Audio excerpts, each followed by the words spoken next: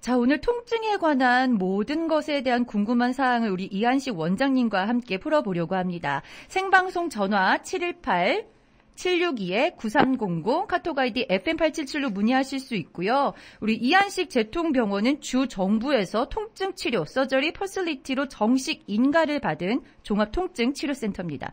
특히 이 줄기세포와 혈소판을 이용해 손상된 조직을 재생시키는 최첨단 이술, 그리고 통증으로 고통을 받는 환자분들의 고민을 해결하고 있습니다. 통증의학 전문 박사들과 전문 물리치료사들이 최첨단 시설과 의술로 30년 넘게 통증을 치료하고 있습니다.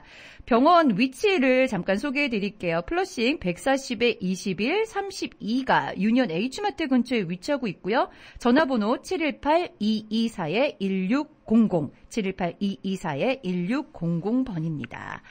자, 원장님. 요즘에 노화가 되면 재생이 쉽게 안 된다라는 이야기가 있어요. 근데 사실 이 밤에 우리가 생각해보면 잠을 자는 시간 동안 우리 몸이 조금 재생도 하고 피부도 재생이 되고 근육도 재생이 되는 시간이잖아요. 그런데 좀 50견이라든지 척추 질환을 앓고 계신 분들은 밤에 그렇게 욱신거리고 쑤시다는 말씀을 많이 하세요. 이거 왜 그런 건가요? 어디가 아플 적에 네. 대부분 보면은 밤에 더 아파요. 왜냐하면 이게 주위가 다 조용해지고 네. 모든 주위가 집중이 되기 때문에 네. 더 많이 아프신 것 같아요. 네. 그래서 낮에는 그래도 뭐 옆에 볼 거 있고 할 일도 있고 그러니까 자꾸만 잊어먹고 그냥 쓰시는데 네네. 근데 이제 밤에 되고 조용해지고 혼자서 가만히 있다 보면은 이제 우리가 조금만 가려워도 금세 알듯이 네. 조금만 불편하면은 거기에 자꾸만 신경을 쓰기 때문에 네. 그게 더 아파요. 아하. 낮에는 좀 여러 군데로 신경이 분산됐다가 밤에는 온전히 나만 보고 있으니까 이게 좀 더 아플 수가 있군요.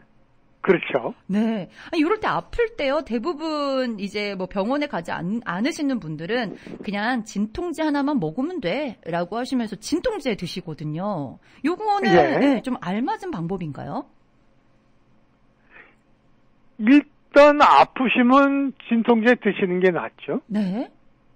근데 이제 진통제가 크게 우리가 두 가지로 나누는데 네. 하나는 소염 진통제가 있고, 네. 하나는 그냥 진통제가 있어요. 네. 그러니까 보통 우리가 얘기하는 진통제는 만약에 우리가 무릎에 물이 차고 염증이 생기고 그랬을 적에 이제 아프게 되면은, 네. 진통제에 속하는 게 타이레놀하고, 네. 마약이 거기에 속해요. 네. 그래서 그거를 먹었을 경우에, 무릎에 작용을 해서 통증이 없어지는 게 아니라 네. 우리 뇌에 작용을 해요. 네.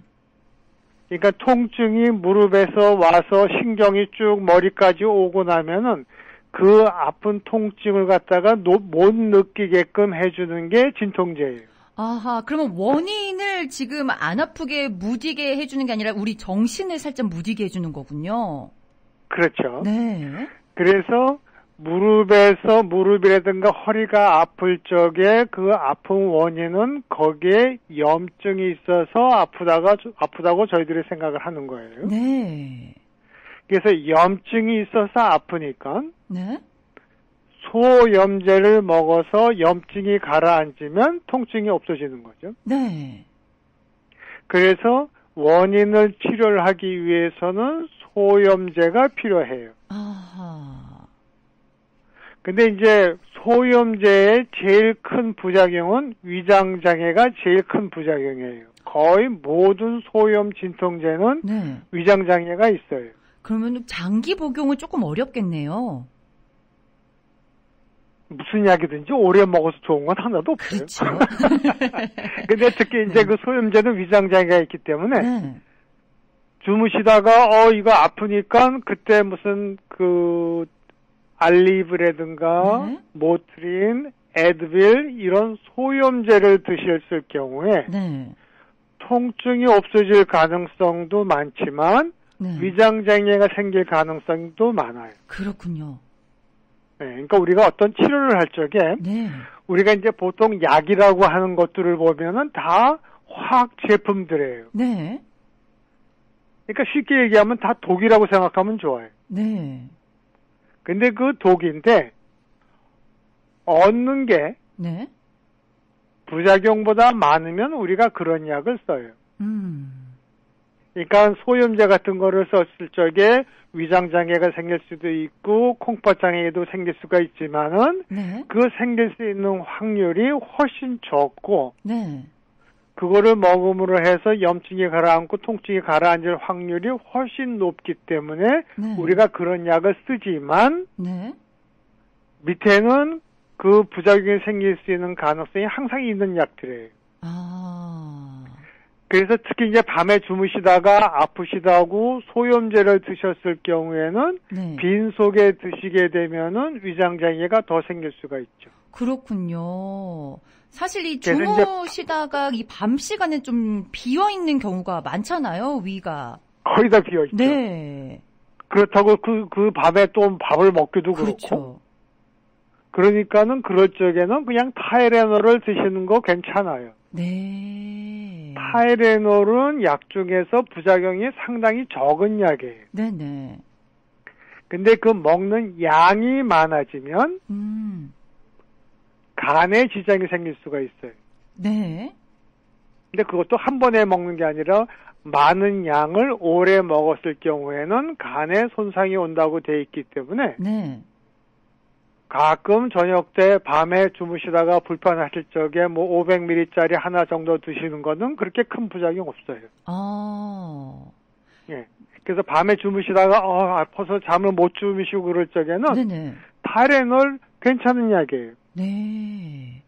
요걸 또 걱정이 돼서 안 드시고 참으시는 분들도 계시거든요. 요거 타이레놀 요런 것도 계속 먹으면 내성이 생긴대 라고 하시면서 아파도 그냥 꾹 참고 계신 분들이 많이 계시더라고요. 그 내성이 생기는 그것 때문에 많이들 걱정을 하시는데 네. 보통 그 내성이 생기는 것들의 제일 큰 걱정은 마약이에요. 네. 그러니까 마약을 먹으면은 이거 습관성 생긴데 하는 그런 게 있는데 습관성이 생겨요. 네. 그러니까 그 습관을 만드는 약 중에서 제일 흔한 약이 마약하고 수면제. 네. 그런 것들은 습관성이 생겨요. 네. 그런데 어쩌다가 이렇게 통증이 있을 적에 아플 적에는 가끔 드시는 거는 그렇게 큰 문제 되지는 않아요. 그렇군요. 네. 네, 가끔 이렇게 아플 때는 이렇게 타이레놀을 드시는 게 그렇게 위험하지는 않다고 합니다. 지금 어떤 분께서요, 손목이 자주 시리시대요. 뼈마디에 바람이 든 것 같은 느낌인데 이런 이야기를 하면 젊은 사람이 엄살이라고 합니다. 20대 후반이고 얼마 전 아이를 낳았는데 타이레놀도 함부로 먹을 수 없고 어떻게 하면 좋을까요? 라는 질문이에요. 오늘 아침에 조금 아까 어떤 젊은 한 40대 되신 환자분 봤는데 똑같은 소리를 해요. 그러세요? 아기를 낳고 나서부터는 네. 손목이 시려가지고 이 김치병을 못 여신대요. 네. 네. 근데 이제 그분은 이제 항상 일을 하시는 분이니까. 네. 그래서 이렇게 손목을 만져보면은 인대염이 있어요. 그러니까 우리가 그 임신을 하고 나서 그 아기가 몸 안에 있으면서 우리 몸의 모든 면역 반응이라든가 이런 게 다 바뀌게 되는데 네네. 출산을 하고 그 모유 먹는 거 수유가 다 끝나고 나면은 다시 정상으로 돌아와요. 네. 그런데 계속 일을 하시게 되면은 네. 인대염이 생겨요. 네. 그러니까는 그 출산을 하고 나서 아기를 보면서 많은 일을 하게 되는데 네네. 이제 우리 딸도 이제 그 쌍둥이가 나가지고서 일하는 거 보니까 이거 보통 일이 아니에요. 그냥 하루 종일 일을 하거든요. 그렇죠. 그래서 일이 많아지기 때문에 생길 수 있는 것들이 인대염이에요. 네. 그러니까 그 인대염이 일을 많이 하지 않으면은 그렇게 자주 생기는 병은 아니에요. 쉬면은 조금 그러니까 나아질 수도 있는 건가요? 당연하죠. 네. 우리가 손바닥을 계속 문지르거나 네. 오래 걷게 되면은 물집이 생기죠. 네. 그거는 계속 마찰이 되기 때문에 그래요. 네. 그러니까 우리가 손목이라든가 손을 자꾸만 쓰면은 거기에는 인대가 뼈 위에서 자꾸만 왔다 갔다 그래요. 네. 그러니까 붓죠. 특히 이제 임신하고 나서 그다음에 수유를 할 동안에는 모든 몸이 이렇게 좀 부어 있는 상태이기 때문에 네네. 자꾸만 쓰면은 더 붓죠. 네. 그러니까 손이 시리고 어깨 이게 뭐 손목이 시큰시큰하고 아픈 거는 부어 있는 상태에서 더 많이 써서 그래요. 그래요. 그러니까 좀 쉬게 해줘야 되는데 네. 일이 많으니까 쉴 시간이 없는 거예요. 그렇죠. 그렇다고 이제 모유를 먹이니까는 약 먹기도 겁날 거고. 그렇죠. 네. 그러니까는 제일 쉬운 방법은 손을 덜 써야 되는데 네. 덜 쓸 수가 없죠, 아기 때문에. 그렇죠. 애를 안 볼 수도 없고요. 네. 그래서 이제 제가 권하는 거는 네. 그 주무실 적에 네. 그 손을 갖다가 쉬게 해줄 수 있는 그런 그 손목대가 있어요. 네. 그 구글 같은 데나 아니면 아마존.com 이런 데 찾아보면은 resting hand brace라는 게 있어요. 네. 근데 그거는 이제 장갑같이 길다래가지고 손을 쑥 끼면은 손가락 끝에까지 다 들어가거든요. 네네. 그걸 쓰면은 주무실 적에 손을 좀 쉬게 되죠. 그렇군요. 그 다음에 이제 일단 아기가 낳고 나면은 많이 아프실 적에는 소염제 드실 수 있어요. 네. 임산부들이 먹어도 모유 수유를 해도 상관이 없는 그런 약들이 또 있죠. 그렇죠. 네네. 소염제 같은 경우에는 네. 그렇게 세지 않은 한우는 괜찮아요. 네네. 네. 그래서 소염제 좀 드시고, 네. 그 다음에 이제 속이 좀 쓰리고 그러면은 그 타이레놀 같은 거 좀 드시고. 네. 그런데 우리가 이제 치료를 하다 보면은 어떤 치료를 해도 다 일시적이에요. 네. 그러니까 우리가 어디가 아프든 간에 네. 치료는 약 쓰고 네. 물리치료하고 네. 안 되면 주사 주고 네. 안 되면 수술하고 그거 네. 다 해. 그거 외에 다른 게 있을 수가 없죠. 네네. 그런데 어떤 치료를 해도 다 일시적이에요. 아. 그러니까 원인을 찾아서 원인을 제거해 주지 않으면은 계속 아프다 그럴 거예요. 그렇죠. 네. 네. 그러니까 산모가 왜 손목이 맨날 시큰시큰하고 아파요? 자꾸만 손목을 쓰니까. 그렇죠. 네. 그러니까 제일 중요한 치료는 쉬게 만들어주는 거예요. 그렇군요. 근데 쉴 수가 없으니까 밤에라도 좀 쉬어야죠. 네. 그 다음에 일을 안 하고 아기가 이렇게 손이 많이 안 갈 적에는 항상 이렇게 그 손목대라든가 이런 걸 껴서 네. 항상 보호를 해줘야 돼요. 네. 근데 그 손목대라든가 이렇게 그 보호를 해주는 것들이 별거 아닌 것 같지만은 그게 참 도움이 많이 돼요. 그렇군요. 아니, 그거를 이렇게 끼시는 쉽고. 거를 조금 부담스러워 하시는 분들도 계시더라고요. 괜히 내가 아프다고 티내는 것 같아서 안 할래요? 라는 분들도 계시더라고요. 그렇죠. 네. 근데 그게 제일 중요한 거는 쉬게 해주는 게 제일 좋아요. 쉬는 것이 제일 좋지만 그게 안 될 때는 밤에 자는 동안이라도 좀 편하게 쉬도록 해주는 게 좋다. 그래서 저희 부부는 잘 적에 그 손목대를 꼭 하고 자요. 양쪽 손에다가. 그러면 이제 나는 이제 손을 좀 많이 쓰니까. 네. 아침에 일어나 보면 자기 전에는 이거 아파서 약을 먹어야 되나 주사를 맞아야 되나 그러는데 자고 일어나면은 괜찮아요. 이게 보호대가 그 역할을 톡톡히 하네요. 똑똑히 하죠. 네. 얼마나 중요한데요. 네. 손목을 좀 자주 쓴다 하시는 분들은 요 방법을 좀 사용하시면 많이 도움이 될 것 같아요. 그러면요. 네네. 또 질문이 하나 더 들어왔어요. 안녕하세요. 어릴 적에 발목을 삐었습니다. 제때 치료를 못해서 발목이 기형처럼 한쪽이 더 큽니다. 그런데 유난히 이쪽 발목만 자주 삐끗해요. 평소에도 아리다라는 느낌이 드는데요. 어떤 치료가 필요한가요? 라는 질문입니다.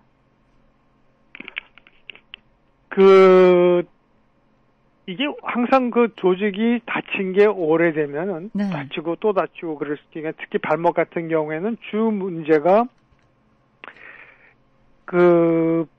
뼈하고 뼈를 연결하는 인대가 손상이 될 경우가 많아요. 네. 그러니까 그 인대는 뼈하고 뼈를 꽉 붙들고 있지만은 조금 고개 잡아당겨지면 당겨지거든요. 네. 그래서 그 인대는 쉽게 생각하면은 고무줄 같다고 생각하시면 돼요. 네. 그래서 고무줄도 조금 잡아당겼다가 놓으면은 원상복귀가 되지만 그렇죠. 이거를 많이 잡아당기고 나면은 다시 제자리로 들어가지가 않아요. 네네. 축 늘어져 버리죠. 네. 탄력성이 떨어지게 되죠. 그렇죠. 네. 이제 그보다 더 잡아당기면은 이제 끊어져 버리죠. 네. 그래서 그 인대가 우리 몸무게를 받치고 있기 때문에 이게 삐끗한다거나 그랬을 적에 우리 몸무게로 그 인대를 확 잡아당기기 때문에 네. 그게 웬만하지 않으면 그거 찢어버려요. 아하. 근데 이제 항상 우리 조직에 손상이 돼 있을 경우에 치유되는 과정을 보면은 네. 그게 원래 조직으로 치유가 되지가 않아요. 네네.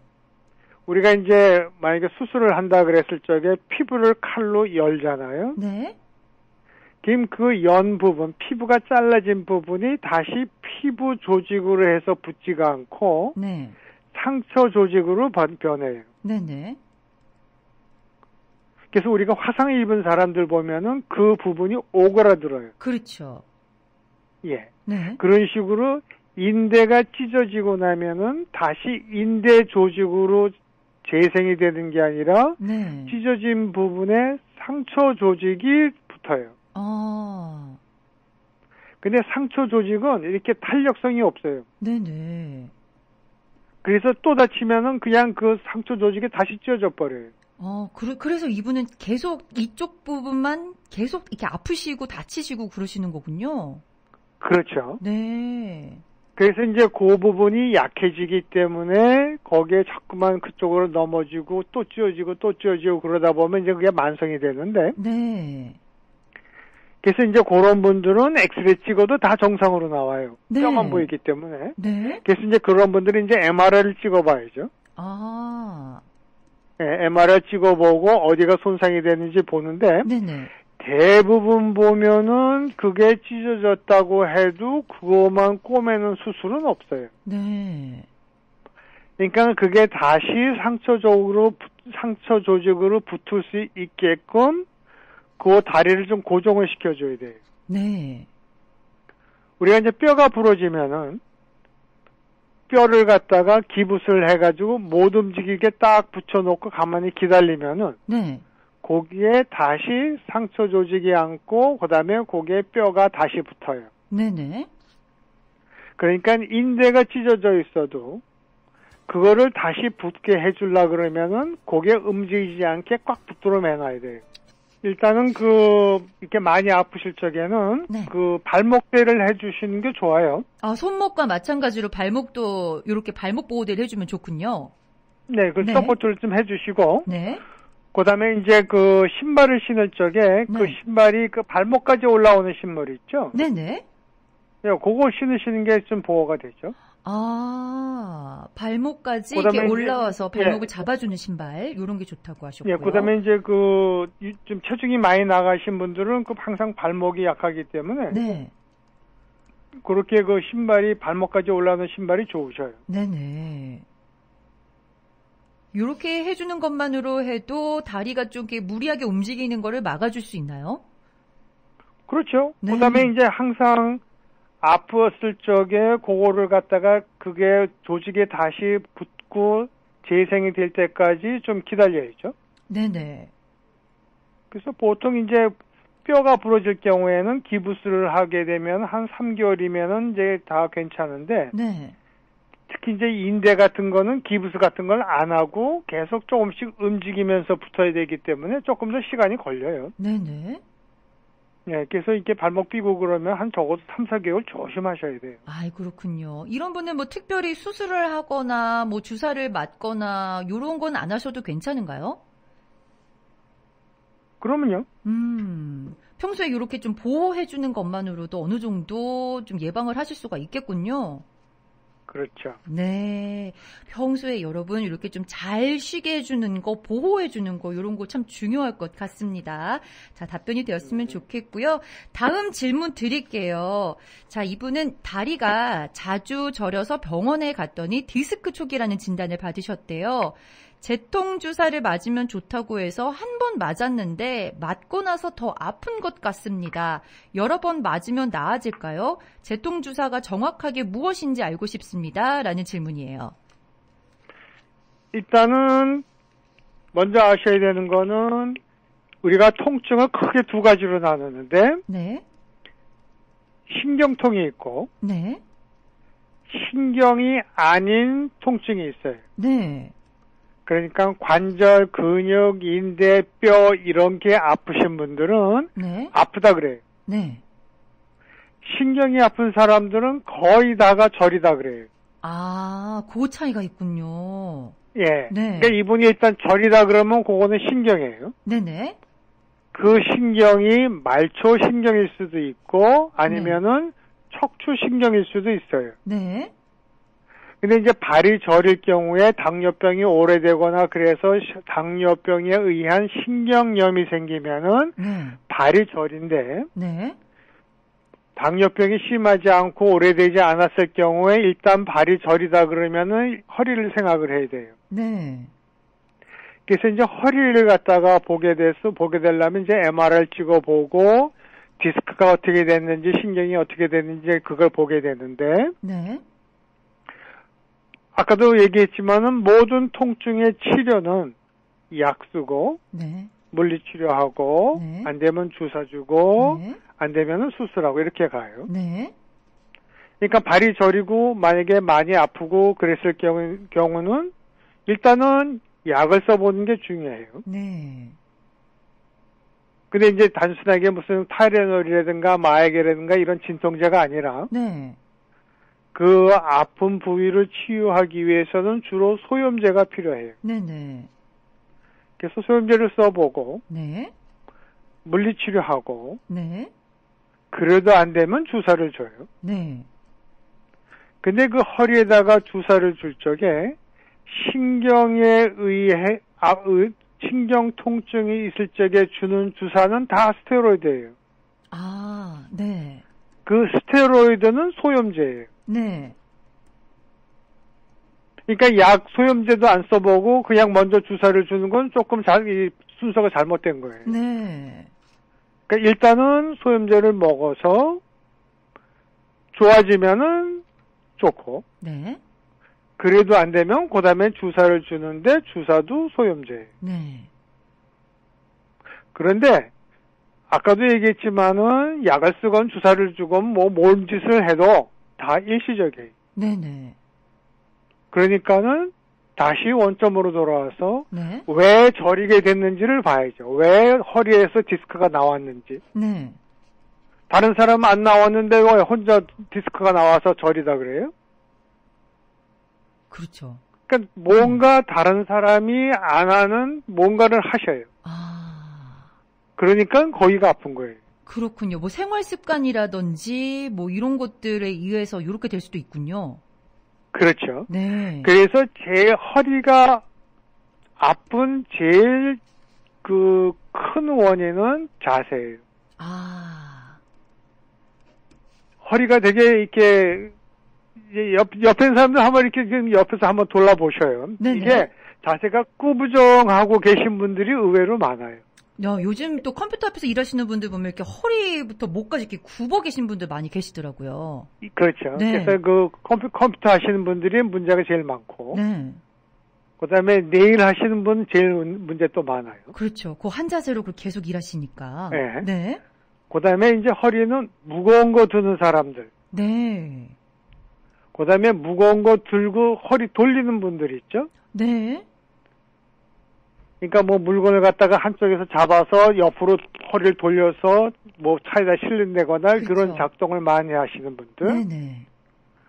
그다음에 허리를 구부린 상태에서 돌리는 것도 그렇게 좋지 않아요. 네. 그러니까 꽃 붙이는 것도 좀 문제가 있어요. 네네. 예. 그래서 허리가 제일 아픈 주 원인은 자세가 안 좋고 무거운 거 들고 돌리는 운동하고 허리 굽히는 운동. 네. 그 무릎이 이 가슴에 닿을 정도로 그냥 바짝 엎드리시는 분들 있죠. 요가 한다고. 예예. 그거 디스크 확 찢어져요. 아. 네. 그래서 그렇게 그 세 가지만 조심하시면은 네. 무거운 거 드는 거, 자세 구부정한 거, 허리 굽히는 운동. 네. 그거만 조심하시면은 대부분 허리는 그렇게 큰 문제가 생기는 건 아니에요. 네네. 그래서 그 원인을 찾아서 그 원인을 제거를 해줘야지 치료를 해도 잘 낫고 재발 안 해요. 아, 그렇군요. 그 원인을 먼저 파악하는 게 가장 중요하겠네요. 그렇죠. 네. 그러니까 환자들이 오면은 뭐 어디가 아프대요 그러면 내가 꼭 물어봐요. 네. 왜 아파요? 그러면 그러면- 원인이 나오죠. 네. 그럼 의사가 알지 내가 알아요? 그런다고요. 네. 그러면 내가 알아요? 환자가 알지? 어. 아픈 데는 분명히 그 이유가 있을 거예요. 그렇죠. 그러면요. 네. 왜 다른 사람 안 아픈데 혼자 아파요? 맞아요.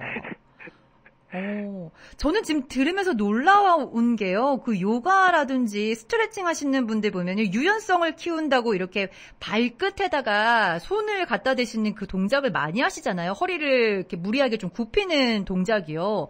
요런 것들이 디스크를 찢어뜨리는 원인이 된다는 거에 깜짝 놀랐어요. 이제 그것도 이제 나이에 네. 따라 틀려요. 네네. 젊은 사람들, 네. 뭐 10대, 20대 그런 사람들은 아무리 굽혀도 괜찮아요. 네. 근데 이제 보통 우리가 그 노화 현상을 시작을 하는 걸 우리가 나이가 30이 지나면은 우리는 노화 현상을 한다고 생각을 해요. 네. 그래서 그 조직을 보면은 벌써 30대가 넘어가면은 그 퇴행성 변화가 생겨요. 그렇군요. 네. 오케이? 그래서 나이가 30, 40, 50, 60 이렇게 되면은 네. 조직들이 전부 다 퇴행성 변화가 생기면은 네네. 탄력이 없어요. 아. 그래서 디스크는 네. 디스크가 이게 물렁뼈로 돼 있지가 않고 네. 겉에는 껍데기가 있고 속에는 물렁물렁한 핵이 있어가지고 네. 이게 왔다 갔다 하고 부드러워요. 네. 근데 연세가 드시면서 이게 점점 뻣뻣해지는 거죠. 네. 예. 그러니까 우리가 그 호빵을 처음에 사면은 말랑말랑하지만 그걸 오래 두면은 점점 딱딱하게 굳어버리죠. 네네. 그래서 말랑말랑한 쪽에는 한쪽을 눌러도 뭐 완대로 왔다 갔다 하지만은 네. 나중에 이게 딱딱한 상대를 갖다가 한쪽을 꽉 눌러버리면 네. 이게 밀리지가 않아요. 그냥 찢어져 버리지. 네. 그러니까 우리 조직이 나이가 든 사람들은 그렇게 변한다는 거를 네. 인정들을 안 하셔. 그 다음에 이제 그 제일 문제가 이런 짐 같은 데 가면은 그 짐에 그 선생들 있잖아요. 그렇죠. 트레이너들이 있죠. 네. 트레이너들 있고, 네. 뭐, 요가 하시는 분들도 있을 그렇죠. 거고. 네. 그런 트레이너들이 네. 나이가 들면서 조직이 이렇게 바뀐다는 거를 몰라. 그러니까 노인네가 오면은 노인네를 갖다가 젊은 사람들 같이 유연하게 만든다고 노인네들 갖다가 젊은 애들 같이 운동을 시켜요. 네네네. 그럼 젊은 애들은 견디지만 노인네는 못 견뎌요. 그렇죠. 그 운동의 강도가 너무 힘들죠. 젊은 사람들 하는 걸 따라하기는. 그러면요. 네. 그러니까 조직이 그렇게 변해 있는데 그거를 이렇게 하면은 유연해져요 하고선 가르쳐 놓으면은 당연히 찢어져 버리죠. 그렇게 되는군요. 우리 환자 중에서 한 70대 되시는 분이 있었는데 네. 딱 들어오셨는데 완전히 미스터 코리아 같아. 근육이 뭐 굉장해요. 네네. 근데 어깨가 아프셔서 오셨어. 네. 엑스레이 찍어봤더니 관절에 연골이 하나도 없어요. 다 닳았어. 아이고, 많이 사용하셨군요. 그래서 어떻게 했어요? 그랬더니 이제 짐에 가니까는 트레이너가 네. 젊은 애들이랑 같이 시합을 시킨 거예요. 아이고. 네. 그러니까 뭐 잘한다 그러니까 젊은 애들이 보니까 70 먹은 노인네가 엽기도 버쩍버쩍 그렇죠. 들고 그러니까는 잘한다 그러니까 신나게 하셨지. 네. 근데 젊은 사람들은 괜찮아요. 네. 근데 노인네는 못 견뎌. 그러니까 할 때마다 연골이 닿는데 재생할 시간이 없이 그냥 계속 쓰시니까 다 닳아버린 거예요. 그래요. 어머. 얼마나 후회하시는지 몰라. 그럴 때는 다시 재생이 좀 쉬면은 재생이 되나요? 보통은 조금씩은 되지만 네. 일단 달아놓고 나면은 다시 생기지 않아요. 그렇군요. 그러니까 우리가 젊은 사람이랑 노인네랑 틀린 게 네. 그 관절에 있는 그 연골은 물렁뼈예요. 네. 어느 정도 물르냐면은 우리가 닭다리를 이렇게 꺾어보면은 그 뼈 위에 이렇게 연골로 쌓여 있잖아요. 네네. 그 벽에다 이렇게 한번 문질러 봐요. 금세 달아요. 네. 우리도 그런 물렁뼈예요. 네. 젊은이나 늙은이나 다 그런 물렁뼈인데 젊은 사람들이 쓰면은 금세 재생이 돼요. 네. 재생 진짜 속도가 밤사이에 빠르죠. 다 재생이 네. 돼요. 근데 노인네들은 재생하는 능력이 훨씬 떨어져 있어요. 네. 그러니까 똑같이 쓰면은 달았어요. 누구는 젊은 사람도 닳고 노인네도 달았지만은 노인네들은 재생할 시간이 없어. 네. 별로 재생이 안 되는데 그 다음날 또 써버려요. 네. 그러니까 그게 다는 거예요. 아하. 그게 관절염이에요. 그렇군요. 그러니까는 네. 관절염이 있을 적에 제일 쉬운 방법은 덜 쓰는 거예요. 덜 쓰는 거. 아껴서 쓰는 것이 그래서 중요한 거군요. 그렇죠. 네. 그래서 이제 운동하는 거를 네. 바꿔야 돼요. 네네. 젊은 사람 같이 우리가 그 하체 운동하기 위해서는 걸어라 뭐 유튜브 보면은 특히 한국 사람들 유튜브 보면은 다 걸어라요. 그렇죠. 걷는 운동이 좋다고들 많이 하죠. 그거는 노인네하고 젊은 사람하고 똑같이 걸으라 그러면 안 되죠. 네. 왜냐하면 걷는 거는 체중이 걸리는 운동이에요. 네. 모든 체중이 한쪽 무릎으로 가는데 네. 그 체중이 무릎만 가는 거 아니에요. 발목, 발가락, 고관절까지 다 가는 거예요. 네. 무릎 관절염이 있으면 고관절 관절염도 있고 발목 관절염도 있고 발가락에도 관절염 다 생겨요. 네. 그래서 체중이 걸리는 운동을 많이 하게 되면은 젊은 사람들은 견디지만 노인네는 못 견뎌요. 그렇네요. 네. 그러니까는 운동하는 게 바뀌어야 돼요. 어떻게 바뀌냐면은 체중이 걸리는 운동이 체중이 안 걸리는 운동으로 바뀌어줘야 돼요. 네. 그러니까는 자전거라든가 수영이라든가 네. 이런 식으로 해서 걷는 거를 보완을 시켜줘야 돼요. 네. 좀 덜 걷는 대신에. 네. 그러니까 운동을 안 하라는 건 아니지만 네. 운동하는 방법이 바뀌어야 돼요. 그렇군요. 그 다음에 역기를 들고 근육을 갖다 운동을 할 적에 네. 무거운 걸 들고서 계속 운동하면은 젊은 사람 같이 견디지 못해요. 네. 그러니까 운동을 할 적에 뭐 무거운 거 들고서 하는 거는 좀 곤란해요. 네. 그 다음에 많은 반복되는 운동을 하면은 계속 갈고 있다고 생각하시면 좋아. 그렇군요. 그러니까 운동하는 방법이 네. 숫자를 늘리는 게 아니라 시간을 늘려야 돼요. 네. 그러니까 우리가 엎드려 뻗쳐를 한다고 생각해요. 네. 젊은 사람들은 100번 해요. 네. 그러면 어깨, 팔목, 손목까지 해가지고 100번을 움직인 거잖아요. 그렇죠. 노인네도 똑같이 100번 하면은 노인네들은 관절이 연골이 벌써 닳기 시작하는 거예요. 네. 그러니까 운동을 할 적에 100번을 하는 게 아니라 한 50번으로 줄여요. 네. 그 대신에 하는 속도를 그냥 내려갔다 올라갔다 내려갔다 올라갔다 하는 게 아니라 천천히 내려갔다가 천천히 올라오셔요. 네. 근데 그게 사실 더 힘들어. 그렇죠. 힘들죠. 그 대신에 관절은 반밖에 안 움직인 거예요. 네. 아니면은 숫자를 갖다가 20번으로나 10번으로 줄여요. 네. 그리고 더 천천히 내려가고 더 천천히 올라오면은 운동은 똑같이 되지만 관절은 덜 움직인 거예요. 그렇군요. 네. 그러니까 좀 더 심하신 분, 그러니까 관절염이 더 심하신 분들은 네.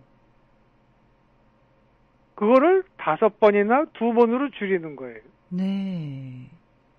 그 대신에 올라갔다가 내려왔다 하는 그 시간을 갖다가 100번 하는 정도의 시간으로 아주 천천히 하는 거예요. 네. 무리가 가지 해보셔요. 않는 선에서 이렇게 좀 조정하는 게 필요할 것 같습니다. 그렇죠. 네. 그 다음에 이제 조금 더 심하신 분들은 등척 운동이라는 걸로 운동을 바꾸시는 거예요. 네네.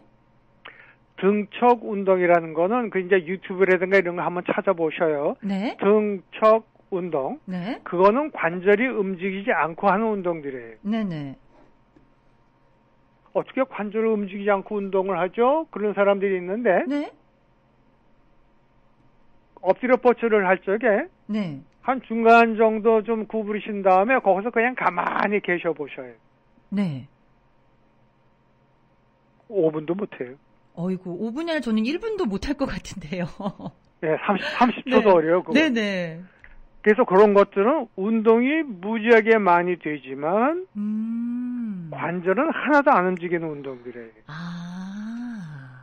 그 다음에 이제 그 스쿼팅을 하잖아요. 앉았다 네. 일어났다 앉았다 일어나는 거. 그건 젊은 사람들이 하는 운동이고 네.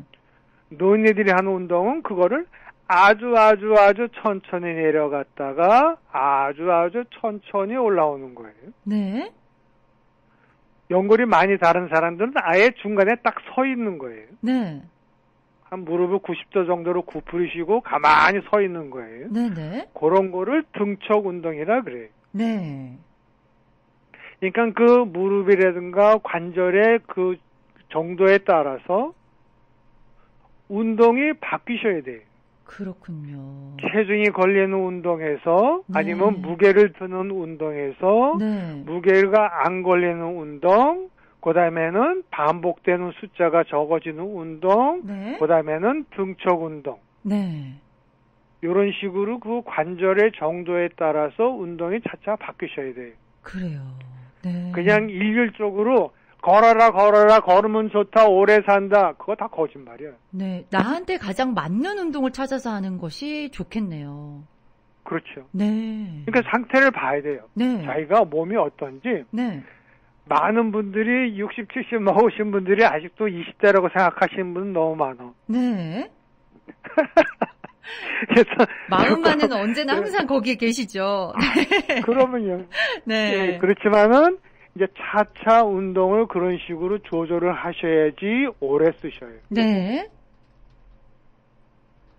그래서 아픈 거가 거의 다 보면 척추 아프고 네. 척추면은 이제 목, 등, 허리 얘기하는 거예요. 네네. 그 다음에 사지가 아파요. 네. 어깨, 무릎, 팔, 힙, 무릎, 발 이런 식으로. 네. 그러니까 척추 아픈 거는 자세 똑바로 하고 네. 무거운 거 덜 들고 네. 너무 굽히는 운동하지 마시고 네. 그러면 척추의 문제는 거의 없을 거예요. 그죠? 네. 그 다음에 사지의 운동은 반복되는 운동을 차차 줄이시고 체중이 걸리는 운동, 무게를 드는 운동이 차차 줄어들면서 나중에는 등척 운동으로 이렇게 서서히 전환을 하시면은 팔다리도 아픈 거 없어지죠? 네. 그러면 아플 거 없겠네, 그죠? 네네.